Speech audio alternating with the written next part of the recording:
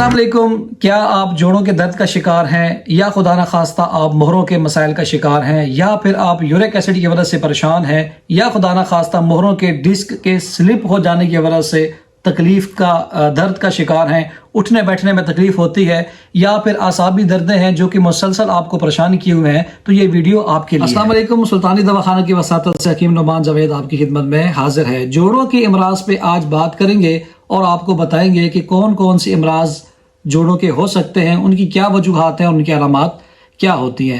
طرح طرح کی خوراکی بد اعتدالیوں کی وجہ سے ہم جوڑوں کے امراض کے شکار ہوتے ہیں, جس میں سب سے پہلی بیماری جس کا میں آج ذکر کرنا چاہوں گا وہ ہے عرق النساء.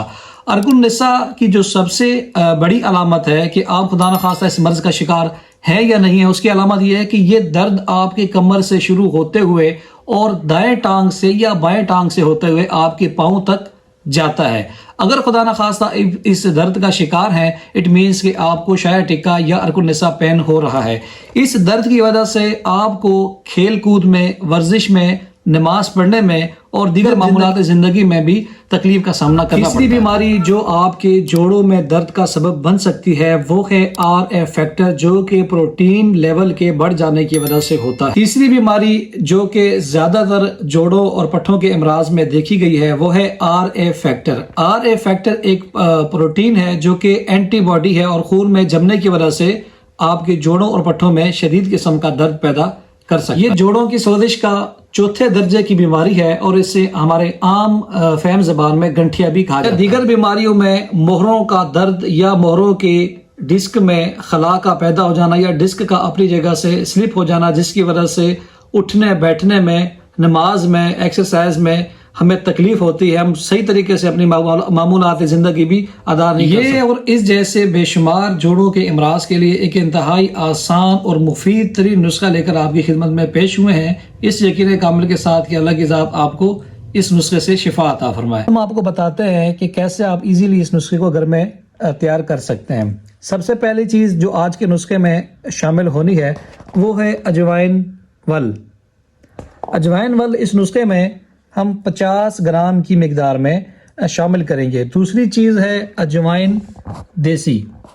اجوائن دیسی ہم 50 گرام اس نسخے میں شامل کریں گی.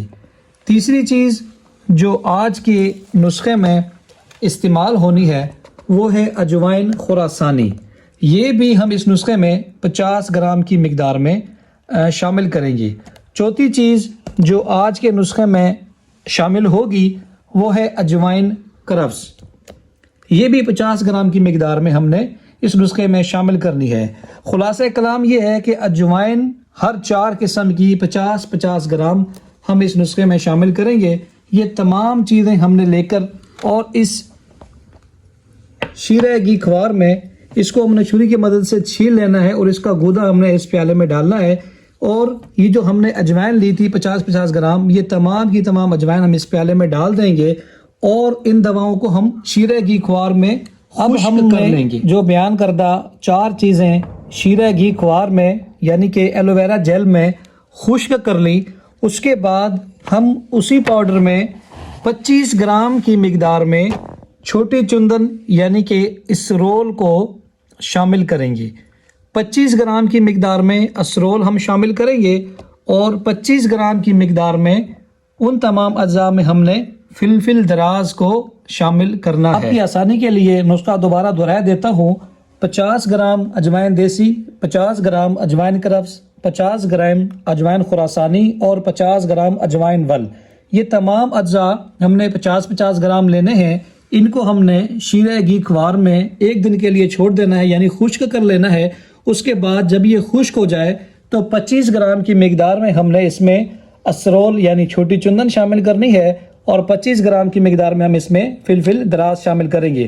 اب ان تمام چیزوں کو ہم ہاون میں ڈال کے اچھے طریقے سے کوٹیں گے اور اس کا باریک سے باریک تر پاؤڈر بنائیں گے. اب آپ کا نسخہ تیار ہو گیا. نسخے کی تفصیل آپ کے سامنے رکھ دی گئی ہے, بہت ہی بنانے میں آسان ہے, اس کو بنا لیں. جب یہ نسخہ آپ کے پاس تیار ہو گیا, اب اس کو استعمال کا طریقہ یہ ہے کہ 500 ملی گرام کی مقدار میں 1 کیپسول آپ نے صبح ناشتے کے بعد استعمال کرنا ہے اور 1 کیپسول ہی آپ نے رات کھانے کے نصف گھنٹے کے بعد سادے پانی کے ساتھ استعمال کرنا ہے. اگر آپ یہ نسخہ بنا سکتے ہیں ایزیلی تو بنا لیں. اگر خدا نخواستہ کسی وجہ سے آپ یہ نہیں بنا سکتے تو تیار شدہ نسخہ ہم سے حاصل کرنے کے لیے دیے گئے نمبرز پر ہم سے واٹس ایپ پر رابطہ کریں یا پھر ہم انسٹا پر بھی آپ ڈائریکٹ میسج کر سکتے ہیں. آج کا نسخہ، آج کی ویڈیو آپ کو پسند آئی ہوگی. آج تک کے لیے اتنا ہی. ملتے ہیں اگلی ویڈیو میں انشاءاللہ تعالی ایک نئے ٹاپک کے ساتھ. تب تک کے لیے اپنے میزبان حکیم نعمان جاوید کو اجازت دیجیے. اللہ نگہبان.